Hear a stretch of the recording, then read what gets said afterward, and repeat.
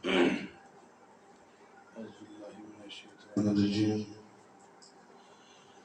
اللہ الرحمن الرحیم الصلاۃ والسلام علیک یا سیدی یا رسول اللہ وعلی آلک و اصحابک یا سیدی یا حبیب اللہ۔ کتا سے دل شعر نمبر 260 سے لے کر 264 تک پڑھیں گے۔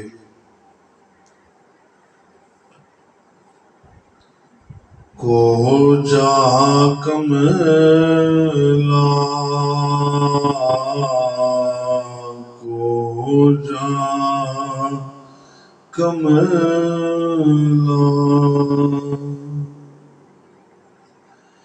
گلی داروڑا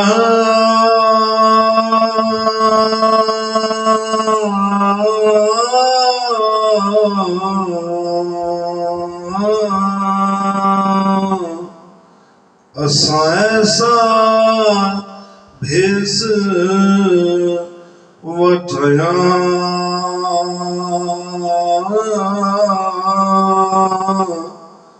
انیانو اسی دسنا نہیں یارو بینا خوب پایا۔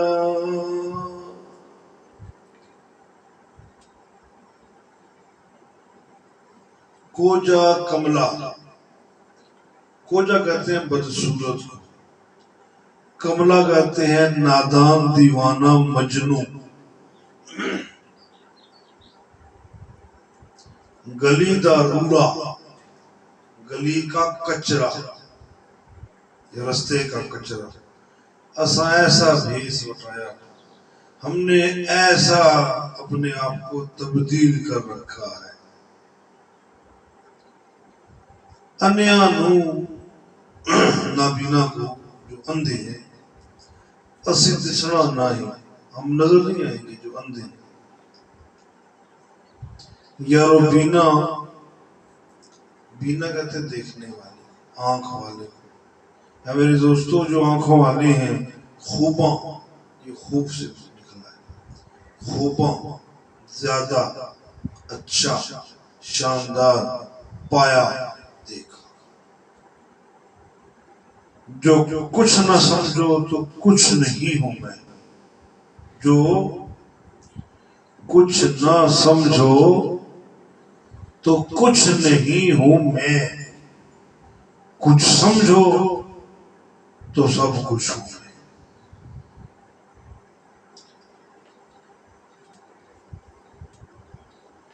بدصورت بنا ہوا ہوں، شاید فقیر کی کہانی سنانا ہے، ایک مجذوب کی بات کر رہا ہے، بے ڈھنگا سے دیکھنے میں نادان سا دکھتا ہے، دیوانہ مجنون نظر آتا ہے، گلی کے کچرے کی مانند ہے، ہم نے ایسا روپ اختیار کر رکھا ہے۔ جو نابینا ہے وہ میں دیکھ نہیں سکتے، اور جو آنکھ والے ہیں انہوں نے بہت کچھ پا لیا۔ اب شاعر آپ کو فقر کی ایک اور تصویر دکھا رہے ہیں، فقر کی ایک اور تصویر دکھا رہے ہیں، کسی اور چیز کی ترجمانی کر رہا ہے۔ شاعر کہتا ہے کہ جو اللہ کے محبوب بندے ہیں، جہاں پر بہت ساری ان کی اقسام ہیں، ایک قسم مجذوب کی بھی ہے۔ مجذوب جذب سے نکلا ہے، جذب کہتے ہیں اپنے اندر سما لینا، اور مجذوب اس ہستی کو بولتے ہیں کہ جس پر اللہ کی جتنی بھی عنایات ہوں وہ اپنے آپ کو اسی قدر چھپاتا چھپاتا چھپاتا چلا جاتا ہے۔ وہ اپنے آپ کو خود سے چھپا لیتا ہے، وہ اپنا بھیس تبدیل کر لیتا ہے۔ جیسے آپ دیکھیں یہ جو آرمی ہے، آرمی فوج، ہر ملک کی فوج، ہمارے پاکستان میں بھی الحمدللہ ہماری بڑی شاندار، جاندار اور پرکشش فوج ہے۔ پاک فوج زندہ باد، ہماری محبت، ہماری عقیدت، ہماری چاہتیں تمام پاک آرمی کے ساتھ تھی، ہیں اور انشاءاللہ رہیں گی۔ تو آپ نے شاید دیکھا یا نہیں دیکھا، ہم نے دیکھا ہے پاک فوج میں ایک فورس ایسی ہوتی ہے جو کیموفلیج کرتی ہے۔ کیا کرتی ہے؟ کیموفلیج کی معنی ہوتی ہے منہ پر وہ رنگ لگا لینا یا اپنی ظاہری شکل و صورت تبدیل کر لینا، جیسے ہمارے ملک کی سرحدوں کی محافظ ISI،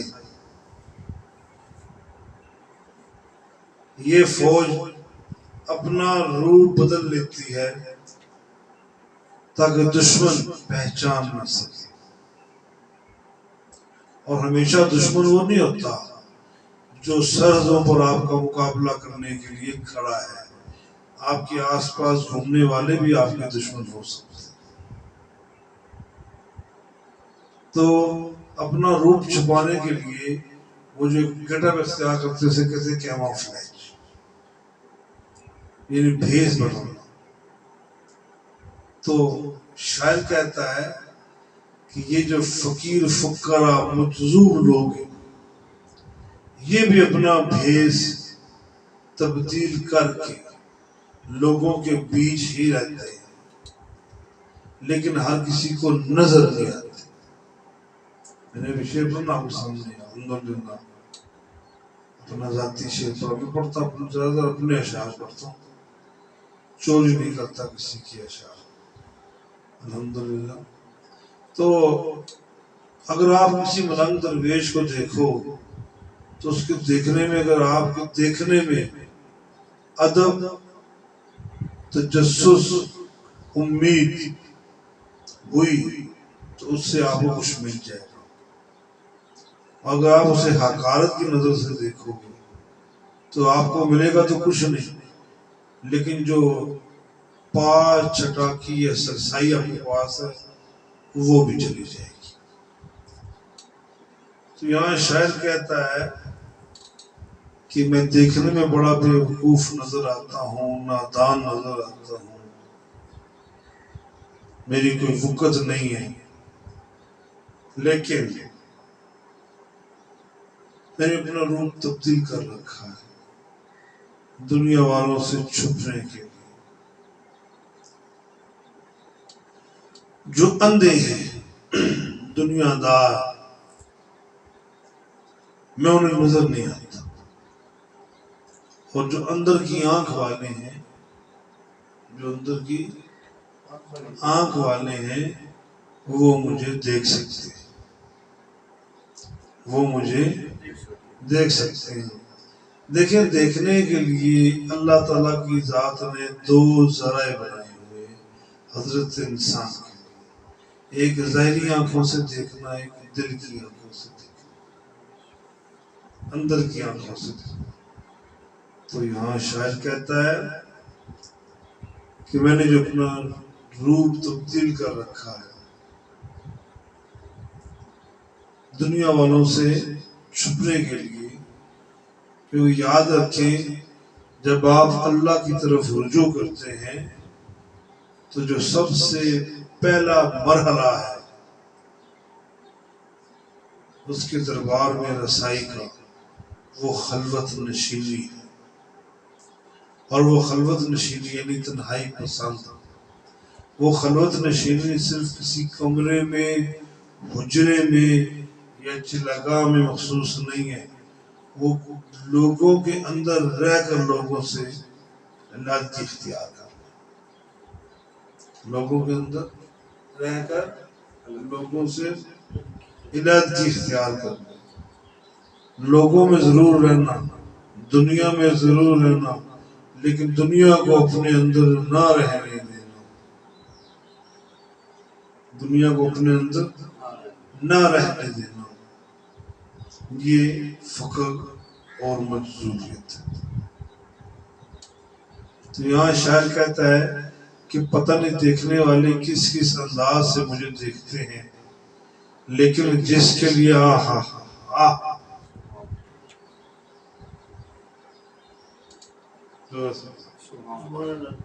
یہ سب فقراء کی ترجمانی کر رہے ہیں۔ دیکھنے والے پتہ نہیں کس کس انداز سے دیکھتے ہیں، لیکن جس کی خاطر میں اس روح میں مبتلا ہوا وہ مجھے ضرور دیکھتے، وہ مجھے ضرور ضرور ضرور دیکھتے ہیں اور انہیں مجھ پہ پیار آتا ہے۔ لیکن یہ روح اختیار کرنے کے لیے بھی مرشد کی مرضی ضروری ہوتی ہے، اپنے ہادی کی مرضی ضروری ہوتی ہے۔ خود سے اٹھ کے رنگ برنگے چولے پہن لینا اس سے کچھ نہیں ہوتا۔ کوئی شخص ہو، کوئی بندہ ہو، بازار جائے، لنڈا بازار میں جائے، وہاں سے کوئی پولیس کی وردی مل جائے یا آرمی کی وردی مل جائے تو وہ پہن کے اتراتا ہوا پھرے، پہلے تو وہ خود شرمندہ ہو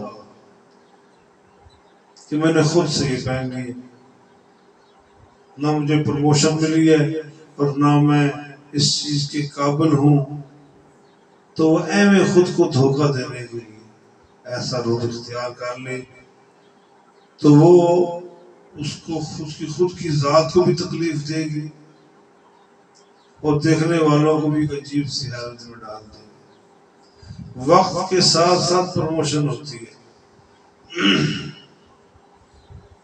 وقت کے ساتھ ساتھ ترقیاں ہوتی ہیں۔ کوئی اٹھ کے ساوا چولا پہن لے، اٹھ کے کسی اور رنگ کا چولا پہن لے، وہ خود کو دھوکہ دے رہا ہے، کیونکہ وہ دیکھے تو صحیح کیا میں اس قابل ہوں بھی کہ نہیں۔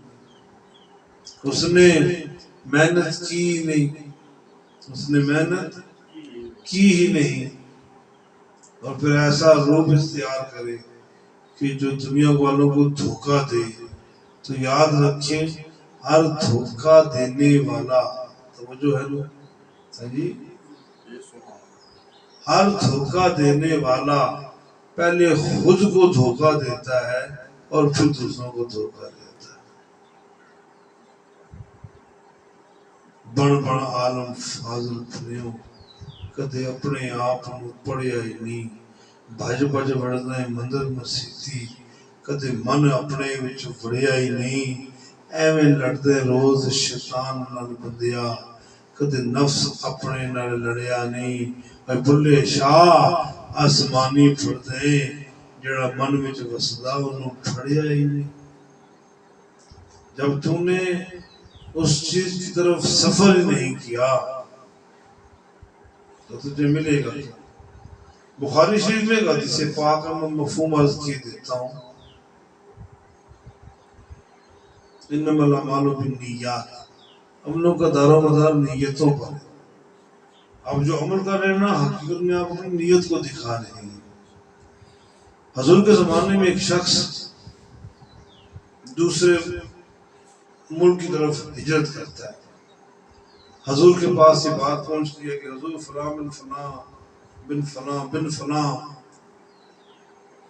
نے فلاں ملک کی طرف ہجرت کی ہے یا شہر کی طرف ہجرت کی ہے، روایات میں ملک پڑھا ہے میں نے، ہجرت کی ہے۔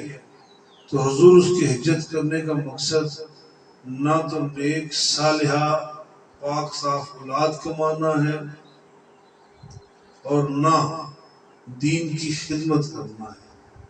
بات یہ ہے دوسرے ملک میں یا شہر میں ایک خوبصورت حسین عورت رہتی ہے، اس نے اس شخص کو ورغلایا، بہلایا، پھسلایا اور اپنی طرف بلایا اور یہ شخص اس سے نکاح کرنے کی نیت سے گیا ہے، تو حضور نے فرمایا یاد رکھو جس نے جس مقصد کے لیے ہجرت کی اس کے مقصد کی تکمیل اسی کام کے پورا ہونے پر ہے۔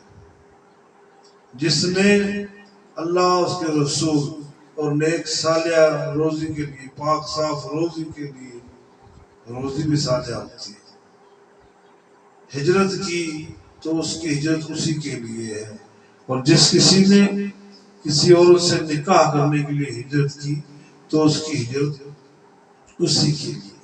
کیا سمجھا آپ حدیث پاک سے؟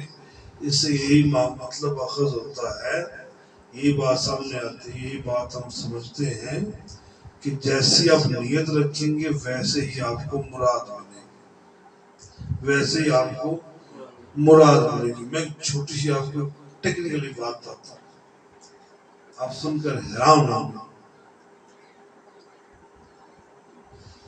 جب ہم سکول کے زمانے میں ہوا کرتے تھے تو ہم نے کسی سے سن رکھا تھا، میں نے تو الحمدللہ یہ ایکسپیریمنٹ نہیں کیا، لیکن میرے چھوٹے بھائی نے یہ بارہا یہ تجربہ کیا اور اس کا انہیں رزلٹ بھی ملا۔ ایک ذہن پر ایک چیز سوار تھی، ایسا ہوتا ہے۔ کرتے کیا تھے؟ سکول سے مدرسے سے چھٹی کرنی ہے، چھٹی نہیں مل رہی تو پیاز، ایک گنڈا، آنین، اس کو گرم کر کے بالکل نیم اپنی بغل کے نیچے دابنے، کچھ دیر بعد آپ کو بخار ہو جائے گا۔ تو ہمارے چھوٹے بھائی اللہ کی زندگی دراز فرمائے، اب وہ بھی بوڑھے ہو گئے ہیں، تو کبھی کبھار جو بیٹھ کے بچپن کا زمانہ یاد کرتے ہیں تو عجیب سی ہنسی اور مسکراہٹ آتی ہے۔ اچھا اس وقت خیال تھا یار ایسے کرنے سے شاید ایسا ہو جاتا ہے، لیکن ابھی آ کر اتنا وقت گزرنے کے بعد جب ہم نے کتابوں میں پڑھا اور یہ چیز ہمارے علم میں آئی کہ ایسا کرنے سے کچھ نہیں ہوتا، اس طرح بخار نہیں ہوتا، صرف اپنے اوپر ایک کیفیت طاری کر لینا۔ اب کسی بڑے کو بولو جی اپنی بغل میں پیاز دابو سے بخار نہیں ہوگا، یہ بات کروں لاشعوری کے زمانے میں جب شعور نہیں تھا تو ایسے بخار نہیں ہوتا، لیکن کیونکہ بغل میں وہ رکھا ہوا تھا پیاز تو کیا سب مجھے بخار ہو رہا ہے، دیکھیں ہو رہا ہے، دیکھو تھوڑا تھوڑا ہو گیا، اے لو جی ہو گیا۔ تو کیا تھا، ہم جیسی نیت رکھتے تھے ویسے مراد ملتی تھی۔ نیت نا بغل میں پیاز رکھیں گے تو بخار ہوگا، تو پھر بخار ہو جایا کرتا تھا، بخار ہو جایا کرتا تھا۔ تو بات کرنے کا مطلب یہ ہے کہ جو لوگ یہ روپ اختیار کرتے ہیں بے ایمانی والا، انہیں کبھی کامیابی نصیب نہیں ہوتی، اور جو حقیقت اور مبنی ان رازوں کو اختیار کرتے ہیں اللہ انہیں اپنا محبوب بندہ بنا لیتا ہے۔ پھر کیا ہوتا ہے، وہ جس کے ساتھ جڑ جاتے ہیں، خوباں پایا، خوباں پایا، انہوں نے زیادہ حاصل کیا، ان کو زیادہ ملا، جو اس چیز کو سمجھ گئے، جو اس چیز کا احترام کرتے۔ چہرہ فقر دا، چہرہ فقر دا، اوپرا ہوندا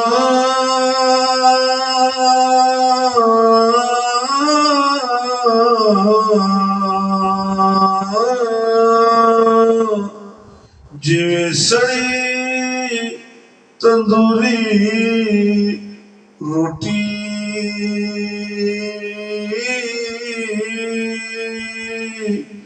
اندر جنہ دا رجیا پلیا، باہروں نظری آدھے سوٹی۔ چہرہ فقر کا، فقیر کا چہرہ اوپرا ہوگا، عجیب ہوتا ہے، دل کو لبھاتا ہے، اچھا لگتا ہے، دیکھ کے سکون ملتا ہے، وحشت نہیں ہوتی، خوف نہیں ہوتا، سکون قلب نصیب ہوتا ہے۔ فقیر کی بات ہو رہی، اور جیویں سڑی تندوری روٹی، یا آپ یہ سمجھیں جیسے تندور کی روٹی جل کر سیاہ ہو گئی ہو، دیکھنے میں ایسے،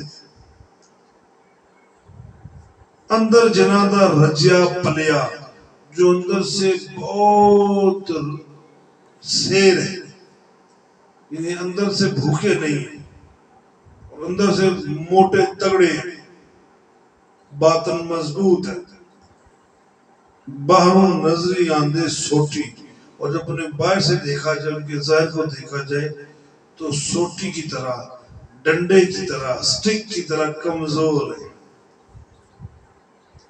اب یہ فقر کی دوسری بات بیان ہو رہی ہے۔ شاعر کہتا ہے فقیروں کا جو چہرہ ہے وہ بڑا عجیب ہوتا ہے، لیکن یہاں عجیب سے مراد حد تک نہیں ہے، کوئی تذلیل نہیں ہے، یعنی یہاں پر مراد ادب سے بات ہے کہ ان کا جو چہرہ ہے وہ عجب ہوتا ہے، اوپرا ہوتا ہے، اور رنگت بعض اوقات تو ایسی دیکھی گی جیسے تندور کی روٹی جلی سیاہ ہو چکی ہے، یا کچھ جلی ہے، کچھ پکی ہے، اور جو اندر سے بالکل پورے ہیں، اندر سے جی بھر کے وہ کھا چکے ہیں، اور اندر سے موٹے تگڑے فرپا ہے، لیکن ظاہر کا دیکھو تو پتلے باریک سے چھڑی کی طرح نظر آتے ہیں۔ یہ درشن، یہ بیان میرے مرشد پاک اعلی مقام، اعلی مرتبت میاں محمد بخش رحمت اللہ تعالیٰ علیہ کی بیان کر رہا ہوں، آپ اعلی حضرت کی شان بیان کر رہا ہوں، آپ کے مقام کو بیان کر رہا ہے شاعر۔ آپ کا رنگ خوبصورت چاندی کی طرح، لیکن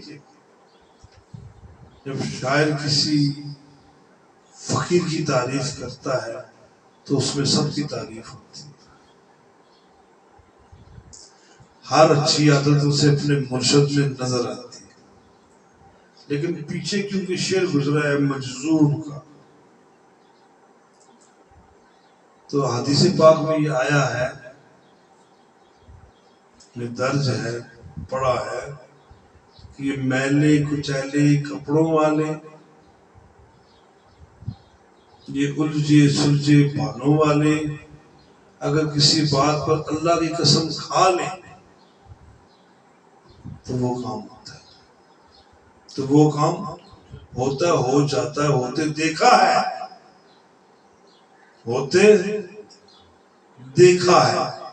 روایات میں نے پڑھا، یہ 90s کا واقعہ ہے، 1990 کے بیچ کا واقعہ ہے کہ ملتان میں بارش نہیں ہو رہی تھی، ملتان میں آپ ساتھ یہ کے ساتھ بولا کرنا، بارش نہیں ہو رہی تھی، تو اسی ملتان کے ایک شہر میں بابا رسیہ، کیا بابا رسیہ کے نام پر ایک بزرگ گزرے، بابا رسیہ کے نام پر ایک بزرگ گزرے جو اللہ کے مجذوب پسندیدہ بندے تھے، مستجابات دعات تھے، لوگ جو بھی دعا ان سے کرواتے دعا پوری ہوتی تھی۔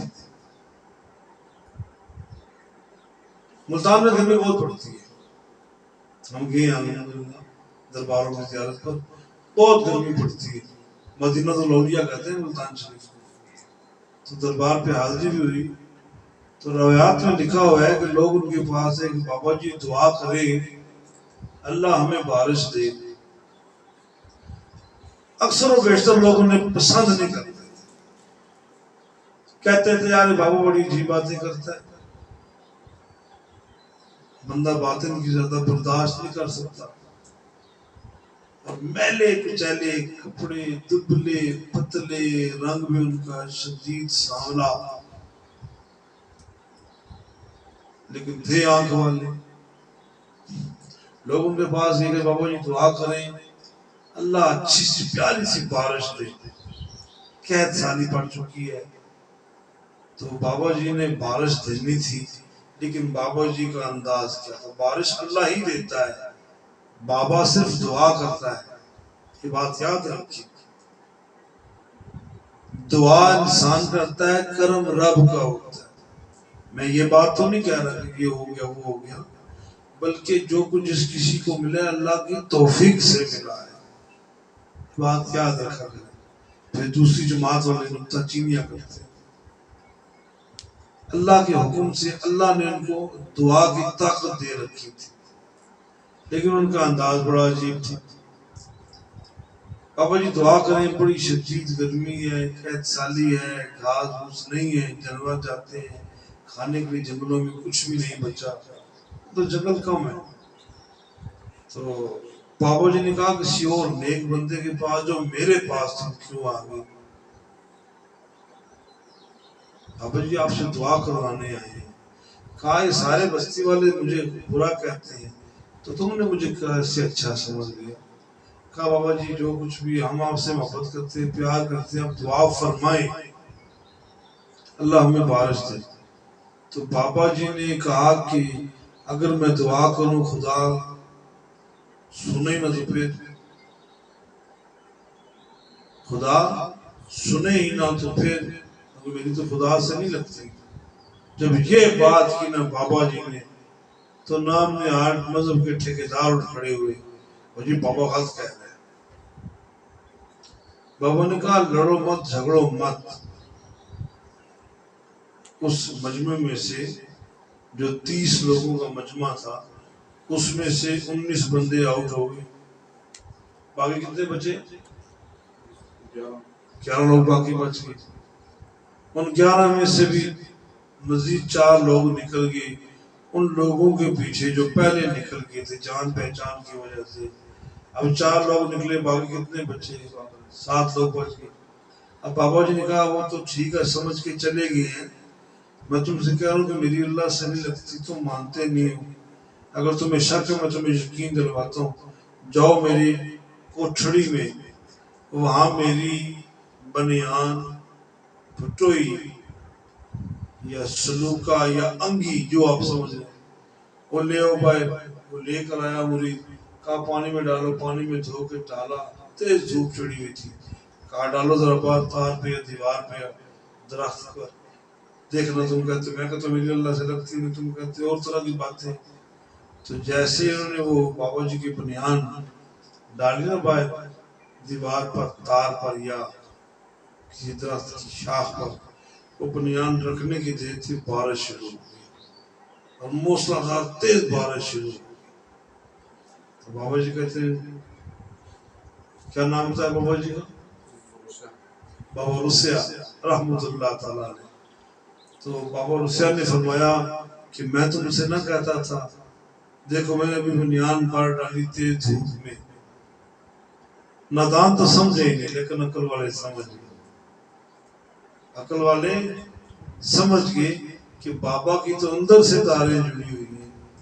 تو یہاں شاید بھی بابا رسیہ کی بات بیان کر رہا ہے کہ عجیب ان کا چہرہ ہوتا ہے، جیسے تندور کی روٹی جلی ہوئی ہوتی ہے، اندر سے یہ رچے ہوتے ہیں، اندر سے سیر ہوتے ہیں، اور باہر سے کمزور ڈنڈے کی طرح سوٹی کی طرح نظر آتے ہیں۔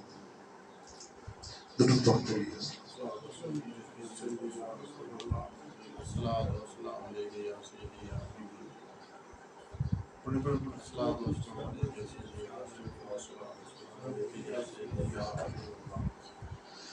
حب رسولی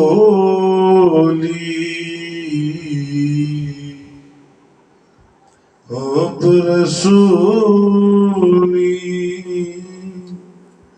حیات اصولی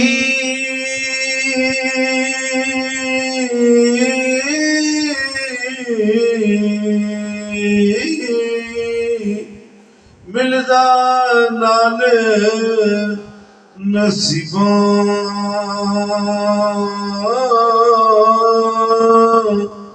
زور لوایو کچھ نہیں لبدا یارو ملدا نال حبیباں. اب شاعر نے ایک اور بات آپ کے سامنے عرض کر دی ہے.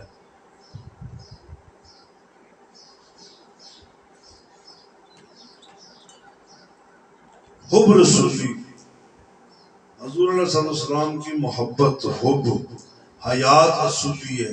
یہ نظریے والی زندگی ہے. یہ وہ زندگی ہے جسے مالک پسند کرتا ہے.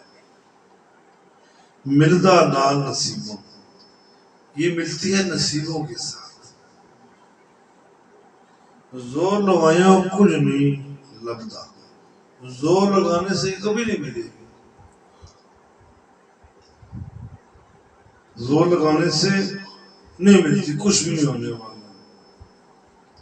یار ملدا نال حبیباں، یہ ملتا ہے میرے دوستوں، میرے بھائیوں، میرے سنگیوں، یہ ملتا ہے حبیبوں کے صدقے. بولو سبحان اللہ. یہ حبیبوں کے صدقے ملتا ہے.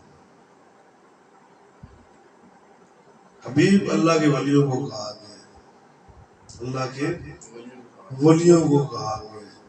یہاں شاعر عوام الناس کو بتا رہا ہے کہ اگر تمہیں کچھ لینا ہے تو پہلے کسی اللہ والے کی چوکھٹ کے ملانگ ہو جاؤ، کسی اللہ والے حبیب کے در کے نوکر ہو جاؤ، چاکر ہو جاؤ. اللہ کے محبوب کی جو محبت ہے، اس محبت میں اللہ کی محبت ہے، اس میں اللہ کی محبت ہے. اور ایک بات اور کر دوں، اکیلے اللہ کی محبت کوئی فائدہ نہیں دے گی. یہ بات یاد رکھنا. کیا بولا؟ اکیلی اللہ کی محبت کوئی فائدہ نہیں دے گی جب تک اس میں نبی کی محبت شامل نہ ہو. بات سمجھ رہے ہیں؟ میں آپ کو غلط بات نہیں بتا رہا، آپ کو اصولی بات بتا رہا ہوں. اللہ خود فرما رہا ہے کہ اگر مجھ سے محبت چاہیے تو میرے محبوب سے محبت کرو گے، اور اگر تم میرے محبوب سے محبت کرو گے تو میں خدا بھی تم سے محبت کرنے لگوں. اگر تم میرے محبوب سے محبت نہیں کرو گے، ذکر نہیں کرو گے میرے محبوب کی محبت کا، میرا جتنا مرضی ذکر کرتے رہو، میں تمہاری طرف دیکھوں گا ہی نہیں. خدا خود کہہ رہا ہے.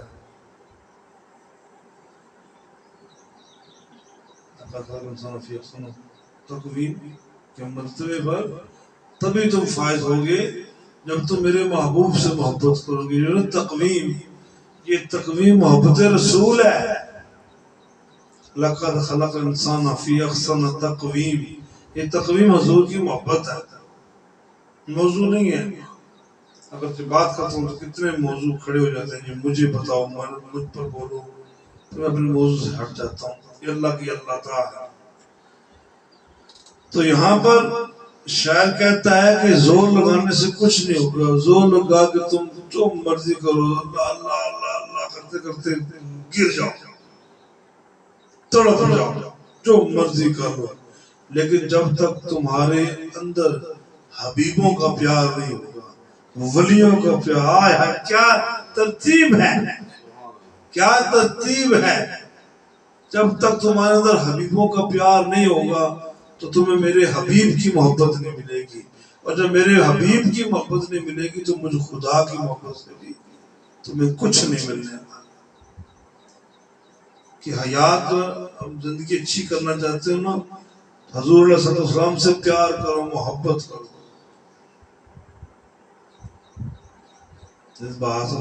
رسول کہ بھیجا اپنے محبوب کو کہ محبوب سے محبت کی جائے. سورہ بقرہ میں بھی آپ نے پڑھا اور ابھی سورہ انعام میں بھی آپ نے پڑھا. وہ جو کفار ہیں وہ انٹروگیٹ کر رہے ہیں، استفسار کر رہے ہیں انہوں نے رویہ استفہامی اختیار کیا ہوا ہے. حضور صلی اللہ علیہ وسلم فرماتے ہیں کہ فرشتوں میں سے رسول کیوں نہیں؟ پھر اللہ نے جواب دیا، پھر اللہ نے کو جواب دے دیا اور وہ سمجھ گئی. تو یہاں بھی کہا جا رہا ہے کہ اگر تم چاہتے ہو کہ تمہاری زندگی اچھی ہو، اصولوں والی ہو، تو تم میرے محبوب سے پیار کرو. تو کیونکہ زور سے، طاقت سے، پیسے خرچ کرنے سے نصیب نہیں ہوگا. تبھی نصیب ہوگا جب تمہارے اندر میرے محبوب کی محبت ہوگی. دتا درزی بسالی گاؤں میں رہتا ہے، پتہ نہیں ہے فوت ہو گیا نہیں پتا. دتا درزی یہ بسالی جو ہمارا اندر روات کے پاس ایک گاؤں ہے بسالی، کلیام شریف سے مڑ کے جو جاتے ہیں. محفل میلاد پاک تھی، قرآن اندازی تھی، عمرے کے ٹکٹ کی، عمرے کے سچا واقعہ میں آپ کو سنا رہا ہوں. محبت اسے کہتے ہیں. قرآن اندازی تھی تو ٹکٹ نکلا قرآن اندازی میں سے نسیم نام، عورت کا نام ہے نسیم. تو نسیم نامی عورت کا ٹکٹ نکلا. تو نسیم محفل میں موجود نہیں تھی، لیکن اس کا شناختی کارڈ اس کے میاں اللہ دتا نے اس ڈبے میں ڈال دیا تھا جہاں سے قرآن نکلتا ہے. تو نسیم بی بی ٹکٹ نکلا، وہ موجود نہیں تھی. تو انتظامیہ کہتی ہے کہ دوبارہ قرآن اندازی کی جائے، دوبارہ قرآن اندازی کی جائے. نسیم تو یہاں پر ہے ہی نہیں. نسیم بی بی زوجہ اللہ دتا وہ تو یہاں پر ہے ہی نہیں. دوبارہ قرآن اندازی، بہت زیادہ تھی. دوبارہ قرآن اندازی کی گئی، پھر نسیم نام نکلا. سمجھو بیٹا، سمجھو بات کو. دوبارہ نسیم بی بی زوجہ اللہ دتا نکلا. تو اللہ دتا کی چیخ نکل گئی. اس نے کہا سرکار یہ پاس ہی میرا گھر ہے، تو مجھے آپ اجازت دیں، میں سائیکل لے جاتا ہوں، میں اسے بٹھا کر لے آتا ہوں. اگر یہ شرط ہے کہ اس نے محفل میں ہونا ہے تو. انتظامیہ نے پھر کہا جی بندہ موجود نہیں ہے. اس محفل میں ولی کامل بیٹھے تھے، بڑی پاک ذات ہے وہ، ان کا نام میں کیا جانوں. تو انہوں نے کہا جی اگر نسیم کا نام نکلا ہے تو نسیم ہی جائے گی. باقاعدہ اس میں ویڈیو بنی ہوئی. تو وہ درزی اللہ دتا گیا سائیکل پر ہوتا ہوتا نسیم بی بی کو بٹھا کر لے آیا. اس کو بٹھا کر لے آیا تو وہ جو اللہ کے ولی تھے انہوں نے جب دیکھا،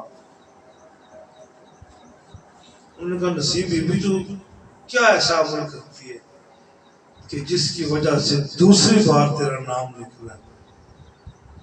اس نے کہا میرا میاں کپڑے سیتا ہے نا، تو میں نے اپنے میاں سے اور اپنی ایک ہی بیٹی اس سے ایک معاہدہ کیا ہے کہ بیٹا ہم ایک وقت روٹی نہیں کھائیں گے، تیرے ابا کو عمرے بھی بھیجیں گے. بیٹی بھی پھر پاکوں کی تھی، بیٹی بھی پھر اچھے باپ کی اولاد تھی. اس نے کہا ٹھیک ہے بیبے، ہم ایک وقت کھانا کم کر دیں گے لیکن پیسے جوڑتے ہیں. ابا جان کمرے میں لگی مدینہ پاک کی تصویر کو دیکھ کر بہت روتے ہیں، تو ہم ان کو عمرے میں بھیجیں گے. تو پیر صاحب میں نے کچھ پیسے جوڑ لیے ہیں، 3 سال 4 سال سے پیسے جوڑ رہی ہیں. اللہ کہتے میں بیمار ہوں، زیادہ چل نہیں سکتا. گزشتہ رات میں دعا مانگتی ہوں کہ یا اللہ میرے دل کو اتنی زندگی دے تیرے محبوب کی در چوکھٹ تک اور تیری چوکھٹ تک آ جائے. پیر صاحب میں نے پیسے اکٹھے کر لیے ہیں تو میں اس کو بھیجنے کی تیاری میں ہوں. تو پیر صاحب رو پڑے. انہوں نے کہا ہوتی ہے یہ محبت، اور تم نے کیا کیا؟ اس نے کہا میری عادت تھی، میں نے روزانہ صبح جاگتی جب چارپائی پر بیٹھے بیٹھے درود پاک پڑھتی اور رات کو سونے سے پہلے درود پاک پڑھتی. پیر صاحب کی چیخ نکلتی ہے، کہتے ہیں تو نے اپنے دتو کے لیے پیسے جوڑے، اپنے دتا کے لیے پیسے جوڑے اللہ دتا کے لیے کہ عمرے پہ جاؤ. لیکن اللہ کے محبوب نے تمہیں بھی بلا لیا، تمہیں بھی بلا لیا۔ اب تم اور تمہارا میاں 21 دن کے لیے نہیں بلکہ 2 مہینے کے لیے آقا کریم کی بارگاہ میں پیش رہو گے۔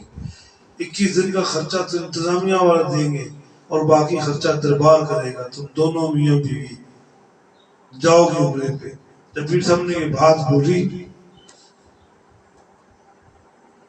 پیر صاحب نے یہ بات بولی تو ماں کی محبت جوش میں آئی، کہنے لگے پنجابی میں، وہ جڑی میری بھوکی تھی روٹی بھی پوری نہیں کھانی، اس کا نصیب پیر صاحب، اس کا کیا بنے گا؟ سرکار پیر صاحب کی آنکھوں میں آنسو آ گئے، کہا تیری بیٹی بھی تمہارے ساتھ جائے گی۔ آپ نے دیکھا محبت کے کتنے انداز ہیں، کتنی شکلیں ہیں، کتنی خوبصورت عادتیں ہیں۔ تو محبت بہت بڑی چیز ہے، محبت بہت بڑی چیز ہے۔ محبت کو سمجھنا ہے تو اے غافل محبت کر، کھڑے ہو کر ساحل پہ انداز آئی طوفان نہیں ہوتا۔ تو محبت کرنی پڑے گی۔ تو اللہ کے محبوب کی جو حب ہے نا، جس کو نصیب ہو جائے تو بڑے نصیبوں والا ہے، اس کے سارے کام بن جاتے ہیں۔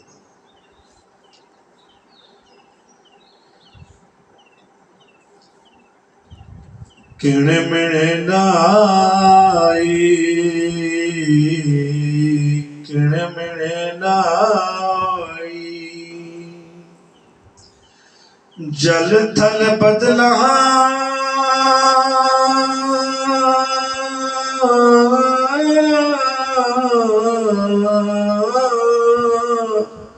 پیغام سناور عرشی، پیغام کویدہ دیڑے زمینہ، رزق عطا سب فرشی۔ کڑمن کڑمن کے معنی کوئی بھی نہیں ہے، کڑمن کے کوئی معنی نہیں سمجھی۔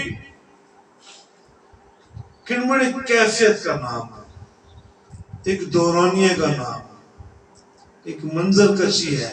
یہ جو آسمان سے بارش زمین پر گرتی ہے نا، یہ جو آسمان سے بارش کے قطرے گرتے ہیں زمین پر، جب گرتے ہیں تو ان قطروں کے گرنے کی جو آواز ہے، جو آواز ہے، جو مٹی کے اندر گریں گے تو اس کے اندر جذب ہو جائیں گے، آپ کے چھت پر گریں گے اس کی اپنی آواز ہوگی۔ کوئی شخص آپ سے بولے قلم لے لو، پینسل کاغذ لے لو اور لکھو، یہ آواز کیسی ہے؟ آپ نے لکھو کیسی آواز ہے؟ نہیں لکھ پاؤ گے۔ یہ کیفیت کا نام ہے۔ اور پھر اس بارش کا زمین پر گر کر مٹی میں حل ہو کر پھر ایک خوشبو پیدا کرنا، آپ اس کو محسوس کر سکتے ہو، لکھ نہیں سکتے۔ تو کڑمن ایک کیفیت کا نام ہے، جب اپنے سمجھنے کے لیے گرنا کہتے ہیں۔ گرتے ہیں جل تھل، جل تھل بارش ہونے کی وجہ سے یہ جو کیچڑ ہو جاتا ہے، کہیں زیادہ کہیں کم، کہیں پانی ٹھہر جاتا ہے، کہیں جگہ ہموار اور ڈھلوان سے نکل جاتا ہے، پھسل جاتا ہے، اس کیفیت کو جل تھل کہتے ہیں۔ بدلاں بارش پیغام سناون، پیغام دیتی ہیں، میسج دیتی ہیں۔ عرشی آسمانوں والے کا پیغام لے کر آئیں گے، یہ بارش کے قطرے، عرش والے کا پیغام لے کر آئے ہیں، یہ بارش کے قطرے۔ پیغام کویدہ، کوی کہتے ہیں بڑی طاقت کو، زور والے طاقت، طاقتور کا پیغام لائی ہے۔ اور دین زمینہ، یہ پیغام زمین کو دے رہے ہیں، یہ پیغام زمین کو دے رہے ہیں بارش کے قطرے۔ پیغام کس کا ہے؟ مالک کا، رازق کا، اور پیغام دے رہے ہیں زمین کو۔ اور ساتھ کیا ہے؟ رزق عطا سب فرشی، تمام فرش والوں کے لیے، تمام زمین والوں کے لیے، تمام کائنات والوں کے لیے رب کا پیغام لے کر آئے بارش کے قطرے کہ ہمارے اندر رزق ہے، ہمارے اندر رزق ہے۔ رزق کا پیغام لے کر آئیں گے فرشیوں کے لیے۔ پیغام کہاں سے آیا؟ عرشی سے ملا، کس کو؟ فرشی کو، کہ اللہ کا پیغام ہے کہ اللہ نے تمہیں رزق دیا ہے تو تم اس پر بھروسہ رکھو۔ یہ اناج، گیہوں، موٹ، مٹر، یہ کہاں سے آتا ہے؟ زمین سے آتا ہے نا۔ تو زمین پر اگر بارش نہ پڑے، اس وحدت لا شریک کا پیغام کرن کی شکل میں زمین پر نہ آئے تو زمین ہریالی سے خالی ہو جائے، قحط سالی ہو جائے، رزق نہ ہوگے، اناج نہ پیدا ہو، پھل نہ پیدا ہو تو کائنات کیسے کھائے گی؟ تو یہ رب کا پیغام ہے جو بارش کے قطرے لے کر آئے۔ 264 آج کی کلاس کا آخری شعر۔ سدھا راستہ،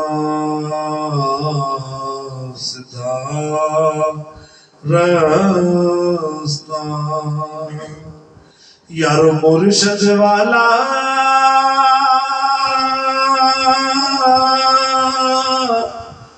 باقی سب رستے کوڑے، رنگ لے خود نو رنگ مرشد وچ، پھر رنگ حسن سب کوڑے۔ سیدھا رستہ، سیدھا رستہ، سیدھا راستہ، مرشد والا، باقی سب رستے کوڑے، باقی سب رستے جھوٹ ہیں۔ صحیح رستہ مرشد بھی بتاتا ہے۔ ماں باپ کے بعد کائنات میں اگر کوئی کسی کا وفادار ہے تو اس کا مرشد ہے، اور مرشد استاد کو بھی کہتے ہیں، ٹھیک ہے جی، مرشد استاد کو بھی کہتے ہیں۔ مرشد استاد بھی تو ہوتا ہے جو آپ کو بھلائی اور برائی کے بارے میں فرق بتاتا ہے۔ تو رنگ لے خود نو، خود کو رنگ لو مرشد کے رنگ میں، پھر جو رنگ ہو سن سب گوڑے، تو پھر تیرے سارے رنگ گوڑے ہو گئے۔ کچا رنگ لاری والا، کچا رنگ لاری والا، چڑھدا لیندا رہندا، کچا رنگ لاری والا، چڑھدا لیندا رہندا، پر رنگ مرشد دا چڑھیا پھر لیندا۔ میاں صاحب فرماتے ہیں کہ جس کو مرشد رنگ دے، اب رنگ سے مراد اپنے جیسا بنا دے، اپنے رستے پر چلا دے کہ آج میرے پیچھے ہو جا، جس رستے پر میں چلا جا رہا ہوں تو بھی چل جا۔ بار آپ کو میں نے مثال دی ہے، ایک ہوتے ہیں مرید حصول برکت والے، ایک ہوتے ہیں حصول ارادت والے۔ کون سے ہوتے ہیں جی؟ ارادت والے اور حصول برکت والے۔ یہ بات سنیں گے آپ کو بات سمجھ آ جائے گی۔ حصول ارادت الگ ہے، حصول برکت الگ ہے۔ حصول ارادت والا حصول برکت کا پہلے متلاشی ہوتا ہے، لیکن ہر حصول برکت والا حصول ارادت پر قائم نہیں ہوتا۔ آسان کر دیتا ہوں، ایک مرید وہ ہے جو اپنے پیر صاحب سے اتنا پیار کرتا ہے کہ ان کے دربار پر جاتا ہے۔ بیٹا یاد سے، توجہ سے، آج آپ کی اپنے پیر صاحب کی بارگاہ میں حاضری ہے، آج آپ بھی اپنے مرشد خانے میں حاضری دے رہے ہیں اس پیارے سے موسم میں۔ اپنے بابا جی فضل شاہ قلیامی رحمت اللہ تعالیٰ کی چوکھٹ کو بات چومنے جا رہے ہیں، اور بابا جی کو پتہ ہے ایک ہوتا ہے حصول برکت، ایک ہوتا ہے حصول ارادت۔ حصول برکت درباروں میں جانے والے، بھلے کھڑی شریف جائیں، کلیام شریف جائیں، عیدگاہ شریف جائیں، گولڑا شریف جائیں، پنگالی شریف جائیں، غرض کے جتنی بھی کاملین ہستیاں ہیں ان کے پاس جائیں، ان کے دربار سے روٹی کھا لینا، ادب سے کھانا، دربار سے میٹھے مکھانے لے آنا، دربار سے تصویریں لے آنا، دربار سے کوئی ٹوپیاں لے لینا، کوئی بازو پر باندھنے والے دھاگے لے لینا، کوئی چھلا چھاپ لے لینا، کوئی چنری لے لینا، کوئی کتاب لے لینا پیر صاحب کی ذات حیات کے متعلق آپ لے گئے، یہ آپ کی محبت ہے، یہ آپ کا پیار ہے، آپ پڑھتے ہیں دیکھتے ہیں پیار پیدا ہوتا ہے، آپ حصول برکت والے ہیں، اور آپ کے اس عمل سے آپ کے گھر میں خوشحالی آتی ہے۔ لیکن ایک مرید وہ ہے جو جاتا ہے حضرت صاحب کی قبر شریف کے پاس، مراقبہ کرتا ہے، مجاہدہ کرتا ہے، پیر صاحب کی حیات کے متعلق کتابوں میں پڑھتا ہے کہ حضرت صاحب کی زندگی کیسے گزری تھی، وہ حضرت صاحب کی زندگی کو سمجھنے کی کوشش کرتا ہے، اور پھر اپنے مرشد کی قبر پاک پر جا کر اپنے لیے دعا کرتا ہے، اپنے لیے مشورہ مانگتا ہے۔ اسی طرح جب اسے پتہ چلتا ہے کہ حضرت صاحب اپنی زندگی میں یہ وظائف کرتے تھے، یہ عمل کیا کرتے تھے، تو وہ کشف قبول کرتا ہے، قبر شریف پر جاتا ہے، دعا لیتا ہے، مرشد پاک کی فیض لیتا ہے، اور وہی طریقہ کار اختیار کرتا ہے جو اس کے پیر و مرشد نے اختیار کیے۔ محبت کرتا ہے اپنے مرشد سے، تو اسے کہتے ہیں حصول ارادت والے، انہوں نے ارادہ کر لیا ہے، اسی رستے پر چلیں گے جس رستے پر مرشد چلا کرتے تھے۔